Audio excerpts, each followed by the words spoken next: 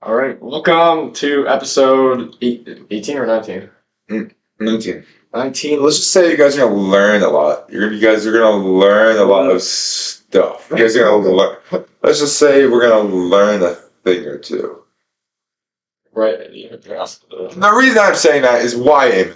Because today's the topic of the podcast today is learning and education. Yep. And kind of going into it, why it's so important, how to learn effectively, and just kind of getting clarity on how to learn faster, learn better, Yeah. and just And also delving into our own opinions about the school system. oh, that's a good one. Start with the actual Google definition of learning is the acquisition of knowledge or skills through experience, study, or being taught. Yep. And so, the most simplest definition that I like that I've gotten from Alex Ramosi is that just learning is ability to um, um, act differently in the same circumstance. Yeah. So let's say I slap you, right? Or no, let's say I show a red card and then I slap you, right? Yeah, I'm not gonna actually slap you. You're pussy. And so I put down my red card. I pull up my red card again, and I slap you, right? And then I put down my red card, Wait. and then I bring it out again, Yeah. and then you block it, right? He learned. Same condition. No, you look flinched. No. Same condition, new behavior, and he learned, right? And so that also goes in with intelligence, which is like in simple form, in my opinion, that to be more intelligent is how fast you are at that rate of learning. So How fast you can notice the red card and how fast you can dodge that slap before having to fucking beat it down 1,000 times. yeah. So say for example, so during that explanation, I pulled out my red card 2 times before Eddie learned, right? And then on the 3rd time he learned. But a smarter person, I would pull out my red card the first time. Obviously, he doesn't know that I'm going to slap him. And then the second time I pull out my red card, he blocks it the second time. That means he's more intelligent, learned faster. Yeah. So, everyone wants to, like, say that they're intelligent, right? And so the way I think about it is that if you want to say that you're more intelligent and be more intelligent, then the faster you can create a new behavior in the same circumstance is a good way to know that like you're on the right path or just a good way to know that you're intelligent, right? You know what I mean? That's cool. So a lot of people like they watch all these podcasts and stuff like that, and they actually don't do anything with it. They stay in the same circumstance that, or like so let's say I watched a podcast on how to run, right? And this is just like in general, like a lot of people do this, but I'm just giving like a certain circumstance, right? So let's say I watched a podcast on how to run, and I wanted to learn how to run, whatever. And they said to pump your arms, right? What a lot of people do, like, is that they just go back to the same circumstance and don't pump their arms, right? They go back to the same computer or the same routine every day and don't change their behavior in the same circumstance that is presented. Mm-hmm. And so that's the reason why a lot of people also stay stagnant and don't become as successful as they want to be in the circumstance, right? And so the first takeaway of this video, actually, if you want to be more intelligent, then once you learn something, Use it. change your behavior as fast as possible. And if you change your behavior as fast as possible, like the next time you get into that certain circumstance, then you will be more intelligent, right? Yeah. I'm gonna go back to what you said with the red card. Yeah. Let's say you're watching a hypothetical podcast about how to not get slapped on the red card they showed, or something like that. Yeah. If you listen to it and you don't listen to any of the advice it gives you, you iterate on your past mistakes, and what you just quote unquote learned was nothing. You actually, because you didn't learn. Yeah, exactly. You just wasted your time. You just consumed information and wasted your time. Yeah. And so I think it can be seen when someone has a lack of passion for something they're learning, they're not necessarily really going to use it. Because the only way to like build those habits, like build those like what's the word I'm looking for in your brain? Like I don't know, You know what I'm talking Yeah, about? what are they talking about? No, we have to say it though. Pathways. And like carve those pathways in your brain is by actually using it and being able to iterate on your passive behavior. Yeah. If you're just consuming information and not using it, those pathways are not going to grow because you're putting no effort there. Yeah. Yeah. So, one thing about lifelong learning. A lot of people think that like they're done learning once school is over, right? So, But I think it's that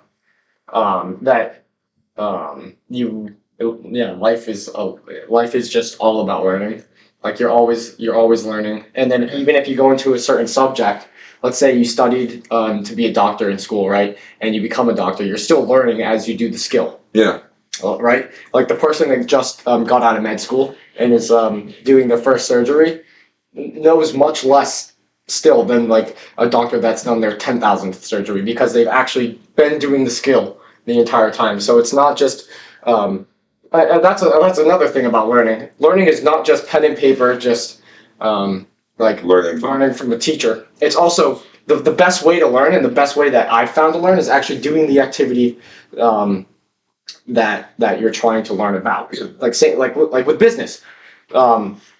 All these entrepreneurs, they know what to do because they actually started a business, right? Like like people don't trust like people or professors or whatever that actually haven't started a business and just are blabbering about business. Yeah. They don't really I'm try. going to cut you off, but the entrepreneur archetype is someone that consumes but doesn't iterate. Exactly. That's exactly it. And so that's actually two parts of the learning equation of yes, you can learn from books and people telling you how to do a certain Media thing. content in general, yeah. But the best way to learn is by doing. Yeah. And so if you want to learn a certain subject or do a certain thing, just start and do the thing that you want to do, and you will get there so much faster. You will be successful in your eyes so much faster than if you were to just keep trying to learn. Because like in the space of entrepreneurship, people like, in my opinion, and in the opinions that I've heard from a lot of different entrepreneurs, is that they've never really were ready. Like you can't really learn everything in entrepreneurship if you don't start. Yeah. There's so many like different intangible things that you have to only learn by doing, and so the only way to know that you're ready is just starting. So you just need to start and actually execute on your passion. Or What you're saying kind of connects to something I was just thinking about, to where how you talk about content and people consuming that. I thought of like self-help books, and in particular a book like How to Win Friends and Influence People. Because someone that's maybe struggling making friends, they'll read that book and say, oh, after I read this, I'll be able to make friends. Mm-hmm. But what's getting more effective? Reading a book on how to make friends, or actively going out and like going into social settings, getting out of your comfort zone and actually trying to build new connections? Mm-hmm. Yeah. Putting yourself out of that comfort zone to where you actually have to utilize your social skills, maybe think a little harder than what to say, and overall just iterate every single experience with people and grow from every single experience. It's going to be so much. It's going to be invaluable compared to a book you can read. Mm-hmm. Not saying the book can't be a resource. You can read the book and maybe use that and maybe expedite the process. But going out and acting is going to be way better than just consuming. Yeah, I completely agree with that. Like taking action, you'll learn way more about the thing that you're pursuing than taking any resource and learning from the resource, like a book. Right? Kind of go back to what I said a little bit, because I feel like if you read a book that has like a significant effect on you, to where like it almost causes an epiphany, like almost like a switch in your brain and how you view things, just then almost have like a change in your brain and just like the lens over everything. Like for example, like after Matthew McConaughey, who's on the podcast, and one of my other friends, Stephen Ross, after we learned about microeconomics, and we learned some stuff. We learned about like opportunity cost, like supply and demand, all of that. I was able to like look at businesses and all that, and like look at markets, and be able to understand it so much more. Not because I was even voluntarily trying to do that. It's just because that was fresh in my brain and kind of shifted my perspective on the world and how it works. And now every single time I would look at a business, it changes. And now like I can't help but see those like things. Yeah, but so think about this too. It's the people that do write those books have taken action in doing this stuff and have executed what they're writing about, right? So it's them just putting pen to paper about the shit that they took action on, and so it's basically just It's you taking in the mistakes that they already made and not making those mistakes again. Yeah. Like one of the frames that I like to do when I'm taking on a hard situation or a hard problem is think of all the mistakes that I can make, right? So it's called inversion thinking. It's what Charlie Munger popularized, which is Charlie Munger. People don't know. We've talked about the emergency thinking. Yeah, people. Before, right? Well, yeah, if people don't know who Charlie Munger is. He's Warren Buffett's business partner. Yeah, something. Yeah. R.I.P. Charlie Munger. Yeah. And it was actually before that. It was popularized by Albert Einstein. Yeah. Yeah. So when you come up with a tough problem, always invert. And so, literally, just like let's say, if I wanted to, let's say my goal was to not be a loser, right?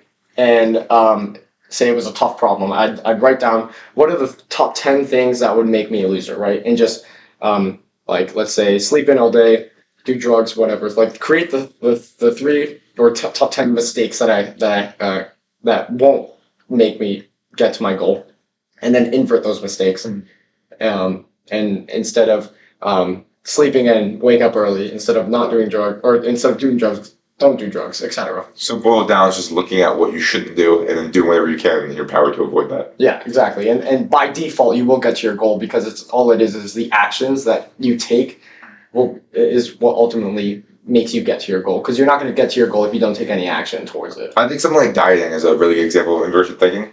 Because you never think of what am I supposed to eat, you always think of what am I not supposed to eat, and then you'll do whatever you can to avoid those foods. That's a good epiphany. I actually never thought about that, but that's a perfect example of inversion thinking. And the reason why inversion thinking like makes so much sense and works so well is because our brains are like, if you think about it, our ancestors, they weren't thinking about how to like make economies or whatever. They were thinking about how to survive. Like our brains are wired to survive, not thrive. Yeah. We're programmed to be able to live another day, not enjoy today, right? And so we're much better at looking and seeing the threats around us so that we don't die instead of seeing what we can enjoy about today. You don't. I'm gonna cut you off, but that's why like especially dudes, you just like whenever you walk by a guy in the street, you look at them and you're like, Can I be? I can probably beat his ass. Beat his ass.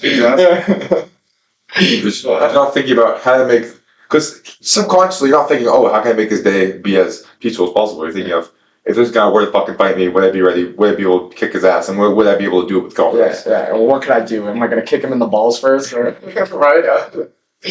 No, exactly. That's a perfect example of being able to see threats, and so that's actually a great way to. Or get him with a flying knee. No, but using inversion thinking is a great way to solve problems, and a great way to also teach yourself about what you should learn next. Yeah. Like if you're unclear about what you need to learn, I mean, that's the problem with everyone. I don't think there's a problem with laziness. I heard Pat Bet-David say something about this.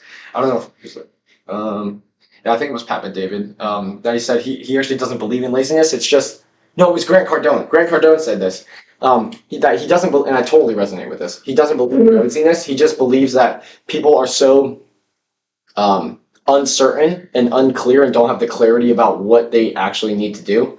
Because, like, I don't know if you noticed, but if I'm clear on what exactly I need to do, I wake up the next day and I immediately get to work and I'm like super happy about it. But if I don't, then I'm in bed for the next 2 hours and like kind of get up sloppy, whatever, just go through the motion of today and yeah, that's exactly it. But I think the problem is that people don't have enough knowledge about what they need to do, and so a great way to start gaining a sense of clarity on what you actually need to learn is just kind of pick a broad subject on where you think you might be passionate about, and then do the inversion thinking about what it would take for you to not make it in that career. And usually if you can narrow the inversion thinking down to like one thing, that's usually the North Star of what you should not do, and you invert it. That's usually the North Star of what you should do. That will take you the farthest in whatever you're trying to pursue. I can't believe you're not talking about something right now. What? Bro, you're really talking to me about this the other day. Am I blinking? So he learned the framework from Alex Ramosi I went to Las Vegas. about talking to your 80-year-old self in the future. Oh my gosh. It's like it's a Let me explain it. So it's called the Solomon's Paradox. So if you guys don't know who Solomon was, I don't know. He was a ancient, I think, even philosopher. He was either an ancient philosopher or someone ancient in like the, I don't know if it was 1200s or before Christ or whatever, but really long ago. And Solomon was this guy that gave the most amazing advice to everyone, but didn't take his own advice. And yeah, Congress podcast. Are we Solomon? In a lot of ways, yeah. I'm actually going to get into that. Okay. At least with something in particular. Yeah. Where like but he doesn't take his own advice in, and like you would see him homeless on the street, like digging out of trash bags or whatever. But he would still give the most amazing advice, and so Solomon's Paradox is like, and the way to use that Solomon's Paradox is, by talking to Solomon, which in my case, Solomon, and in Alex's case, Solomon is the version of myself, or the future version of myself. Like I talked in the last podcast, like internal motivation is impressing the future version of yourself. And so the way to, I guess, gain clarity about what I need to do next is by talking to the future version of myself, because he already knows what to do. And most people already know what to do subconsciously. Like if someone's fat, like they really know how to lose weight. Just put down the fork and start running, right? But it's just gaining the clarity on because there's so many different things out there that you could do or whatever. And so just talking to Solomon, in this case my 80-year-old self, gives me the clarity on what exactly I should do next. So what I was talking about with that is, you said when someone doesn't know what they want to do, they don't have a clear plan of action. That's what promotes laziness, right? Yeah. And this leads to something I noticed. So I advocate for this a few times. Like, write down a plan on what you are going to do the next day, like almost hour by hour or minute by minute. So wake up at this time, drink water, cold shower this time, and you must lay out the frameworks for your day so you can execute, right? Mm. And I tell people to do that. And when I did do this, it was very, very helpful. But as I was noticing, I was about to say that it's our own paradox, because lately I haven't been doing that, and I've noticed I've had a little more stagnation in my life. So now, to avoid being Solomon and avoid depressing my 80-year-old self, starting right now or starting tonight, I'm going to write down in my journal what I'm going to do tomorrow so I can execute and avoid laziness and avoid wasting time. Yeah. Because this is something for me and you that's really important, is not wanting to be Solomons. Not wanting to tell people to do stuff and just avoiding it. Because not only is it it's very hypocritical, it's very bad, what's the word? There's a certain word for it. Yeah, it's bad for our personal brand. It's almost like fake. It's very, very fake. Yeah, very, very fake and it's inauthentic. That's what it is. And we lack authenticity. Yeah. Like, it would be like if I'm telling you guys to go to the gym and I'm fucking fat as shit, I skip the gym 10 days in a row. Yeah. Or like if I'm telling you guys to buy sports sleep tape, use it when you go to sleep. Link in the description. Oh, I have the link, by the way. Oh, sweet. I'll send you that. And I don't actually do it, because that's lack of authenticity. I'm not going to actually advocate for something I think is stupid and just pretend to do it to fucking be a sellout. Mm-hmm. That's the last thing I want for not only you guys, but guilty on my conscience. And overall, people can see through inauthenticity. Let's be real here. Yeah, and you are the only one that should be, or there's this great quote from Epictetus. Once we're back, all right, we are back from this little intermission that we just had. I found the quote that I wanted to say. It's from Epictetus. It says, which goes perfectly for what we were saying about integrity. It goes into what I'm next going to say about it. For ourselves, instead of being fake to other people, it's also being fake to ourselves. And the quote goes, "You compromise your integrity when you seek outside approval. Be satisfied that you live up to your own rational principles. Be your own witness if you need one. You don't need any more witnesses than that." Yeah. So it's not only us doing the shit that we actually say for other people, but it's also doing it for ourselves, because we are the only witness that we actually really need. And it's by doing the things that we actually say is the only way to impress the future version of yourself. I saw an excellent example of this. It was how people, some people, I don't think they're dumb, but they think like David Goggins is kind of capping about what he says. Like, oh, he's just still, like, maybe he's done this shit like in the past, but he's still not like on that anymore. Like, he's kind of like settled down. But I saw something he posted, and it was after he was at the gym, and he's told his wife out of nowhere, I'm going a 100-mile rope run. So his wife just started driving behind him. Well, rock running is just like pretty much a weighted like trot. And For 100 miles? yeah. So he's going like a semi like reasonable pace, not like jogging, but like a trot. And he just did it because his wife got a video, and it's like 2 a.m. and bro's just like running. That's crazy. Like he could never do anything for the rest of his life. Like he could, if he stayed if he stayed in pretty good shape, he would still be very well off. Still probably have his brand because he's already built so much in the past. But no, he's doing it for himself, for his own principles, which he has. Because he knows that he's the only witness that he actually needs, and he knows what he can do and what he's able to do, and actually pushes himself to the best of his ability. So he knows he's not only going to be cheating his audience, but David would also be cheating his own principles, his own like individual purpose, internal purpose. And so another perfect example is like Alex Hormozi when he did his book launch. He practiced it over and over and over again for like over 5,000 hours or whatever, and he was the most prepared that he ever would have been. And he was so. And when he went there, the directors and all that of the live stream were like, "How are you so calm? This is going to be such a big thing." He was like, "Because I know how much I did, and I did the best that I possibly could. So it's everything that is out of my control is out of my control, and I can't stress about what's out of my control." Right? I love that. Yeah. I always tell my brother that. So my younger brother, his name's John. He's on my basketball team. He's a very good shooter. He shoots the ball a lot. And he had a few games when he wasn't shooting well. Like he was like 1 for 7, like 1 for 5, like 2 for 9 or something. Just not really shooting super well from 3 in like the past like 3 games or something. And he's like, I don't know what to do. I'm like, dude, you practice your shot probably more than anyone else on this team. So the only thing you can do is keep shooting. Yeah. You should, if you're confident and you feel like you've done enough work to make the shots, if you keep shooting them, they're eventually going to start falling. Mm-hmm. So you shouldn't have any stress going into these games. Your stress shouldn't be, will I make it? Your stress should be, I need to shoot them. Yeah.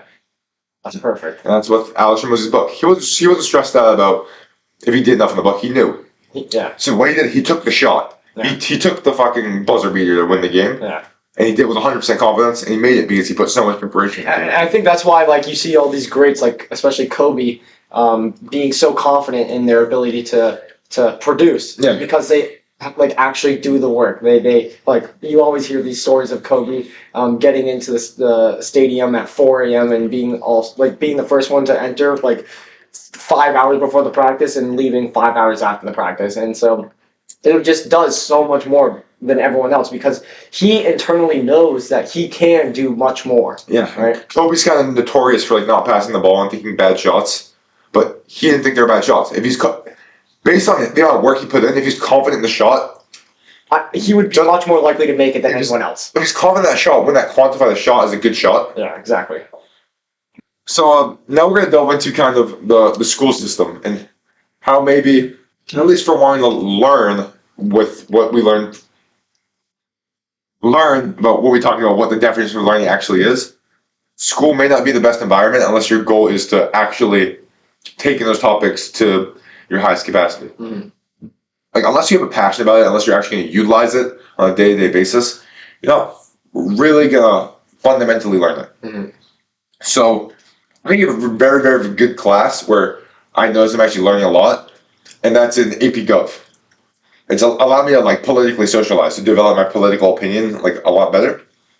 I'm able to learn things like how voting happens, like the checks and balances, all this stuff about like the election process, and like what a liberal is, what a conservative is. So now when I actually consume this content, like I've listened to like a few Patrick Bet-David podcasts. I've listened to pretty much every single one about like the Republican debates. When I'm watching Fox News, when even CNN comes on, I'll take a watch. And when I'm watching that, I'm kind of iterating on what I've already learned and formulating my own opinion on the politician in front of me and what they're saying and their policies. And that's all learning is. I'm utilizing what I got from the class and iterating on all those beliefs to formulate an opinion to produce something. That production being my opinion, that production being my belief on a political figure. And if all classes were that applicable to something in real life, then I think they would be fantastic. So I think being able to cater your education from right past 8th grade, because you still need those fine skills probably go from 8th grade and prior. Yeah, I think those certain like English skills, like math skills, Yeah. all Definitely. like just building blocks for greater learning. Definitely. So I think those are all like basic fundamental things that everyone needs to learn. I think the issue is why kids like maybe might not do as well in school because they're not using any of this stuff if they don't give a shit about school. Mm. If they don't want to go to college or pursue a mathematics degree, they're just going to do it just for the test. Mm. They're not going to actively think about it all day long. And I think that's something that's very important about wanting to learn. Like early in the year, I keep relating back to my anecdotal experience in school, but I'm still talk about this. Like in my calculus class, when I was super focused on the podcast when I first started, my grades in calculus slipped a lot, and I'm playing catch up right now. I'm still not in place I want to be, but I'm still playing catch up. My focus, and when I was me not even thinking about calculus, was making my learning so inhibited. I was terrible in calculus because not only was I was just taking it in and not thinking about it. And I think thinking about it is actually exercising the content you learned. Not only do the pen and paper, but just using your brain and thinking. Mm-hmm. I think when learning, so like you said in a previous podcast, our brain is just like it's a supercomputer with 1 GB of RAM. Yeah. Right. So when learning, and this is a big thing, especially like when learning, you can't multitask. You need to put your full attention on whatever you're learning if you want to get the most out of it. Yeah. Like you can't be dilly-dallying or daydreaming or whatever, because that will ultimately inhibit your learning capacity and how much you can learn. Meaning that you won't be able to change your behavior as fast in the same circumstance, right? And what my math teacher always says, Mr. Brown, he always says that he always makes us put our phones away because I think this might be an actual statistic where even with your phone, even if it's off, but it's in sight, like in your peripheral vision of like where you're working, you get a 30% decline in the amount that you actually learn during the class, which is crazy, and that just shows the attention that we have. Like we always have like these distractions or whatever, like our phones and whatever. And so even that tiny bit of distraction takes away so much more of your attention than you even realize. Yeah. So it's just putting your full force of attention towards whatever you're trying to learn to be able to get the most out of it. And that's why I'm going to give you guys a tool, something called deep work. I learned this from my sophomore year when I joined Andrew Tate's Hustler University. And that was actually very fundamental in me building the frameworks on how to learn. And it's like you said, something called deep work. And a prime example of deep work would be putting yourself in the room, just you and your computer. Have something that you want to take in. For me, it was crypto trading, which I actually learned a lot from the university, the online course. I go in front of the room, just me, my computer, pen, and paper, and my production was how much I learned. That's how I can measure my production. And to make my production as strong as possible, but an hour timer on, nothing else, just me and the computer. No other distractions, so I can maximize my production, be that how much I learn, and overall become better at crypto trading. I think that was a great thing to do because ultimately to get to your goals, we've said this a lot, ultimately to get to your goals, it takes the action, or the underlying, like what takes you to your goals is the underlying action that needs to take place to be able to produce that goal. And so doing that kind of just fast tracks you in a better way than most people because you create your aptitude for learning to be so much greater than in the past. Mm-hmm. Yeah. I don't think we should have, before this episode, we should have looked at our first podcast, just watched our first podcast compared to this one, so we can see how much we've learned from actively. That was a good one. We can try and think about it right now. Yeah. I can definitely tell like the stress or like I don't want to say stress, but like the Insecurity. the insecurity amount of anxiety that comes from me being on camera is so much less compared to now, making me be able to speak my mind more and just say kind of these more profound things in an easier way. Like I used to notice that I would stutter a little bit or just be like, oh fuck, or whatever. And so that's what happens through volume. Like also in learning, the way to get good at something, like, or this is just a belief of mine, but I don't believe that you have like this divine passion. I believe that people find like find their passion by doing something um, that they've done a lot of and are good at. Like if you want to find your passion, you just gotta do something a lot of times until you're good at it. Because then when you're good at it, you like it. Like if you're good at something, you like it, right? And so. But when you start out, you're obviously not going to like it because you're not good at it. So if you want to get good at something and kind of find a passion, just do something and do it a lot of times, and then you'll be good at it and like it and find your passion. You know what I mean? I don't want to keep relating things back to fitness and things like that. No, but that's like what you're... Yeah, but I think for me and for a lot of people, it'll be like their first thing will be going to the gym and in that production of making themselves feel better and making themselves a better version of themselves just by putting in volume of work. Mm-hmm. And that can kind of cascade in people's actual passion being putting in volumes of work to make themselves better. Mm-hmm. And then that can cascade to putting volumes of work to make their business better. Mm-hmm. Or putting volumes of work to make their relationships better. Mm-hmm. Yeah, all the things that get you to your goal or how to get better at the actions that it takes to get to your goal is just by putting in so much more volume. Like for this podcast, let's go back to the podcast example that we were about to give of the difference from our first podcast to now. The amount of much more volume we have put in compared to now than then. We didn't have any podcast experience then, and we've had at least some podcast experience now. And you guys could also probably tell and look back at our first podcast and see how much better we've gotten at podcast just through the volume that we've done of taking the action of actually doing the podcast. I can see it definitely through like the people that like care about us, people that like us. The amount of like encouragement we get. Because in the beginning, I would say we got a lot more encouragement because we weren't nearly as good, and people felt like we almost needed that. No, they kind of pitied us. Not, I wouldn't say pitied us. I was saying like in a nice way. Like they saw like the hustle. They saw the hustle, and they wanted to encourage us because us not being great could be discouraging at first. Yeah. But now, as we're getting better and better, like people coming up to us saying, "Oh, keep with it," all that. They don't have that doubt in us anymore because they know that we are going to stick with it no matter what. Yeah. I completely agree with that. Yeah. Yes. Thank you so much for watching this episode. I actually really like this podcast. Yeah. I think it was a great, very, very, very good, intelligent podcast about giving you guys some frameworks to think about how to learn faster and better and just gain some clarity on what you need to do and how to get the fuck out of bed and actually learn the shit that you need to do to be able to be successful. Let's go! Let's go. Win the fucking day. Hit that like button, and if you guys are interested in Sports Sleep Tape, look in the description. Click that link for 50% off, and if somehow the link doesn't work, code ROGUE15 at checkout. Or DM us. Or DM us. We'll help you out. Yeah. Have a fantastic day. All right. See y'all.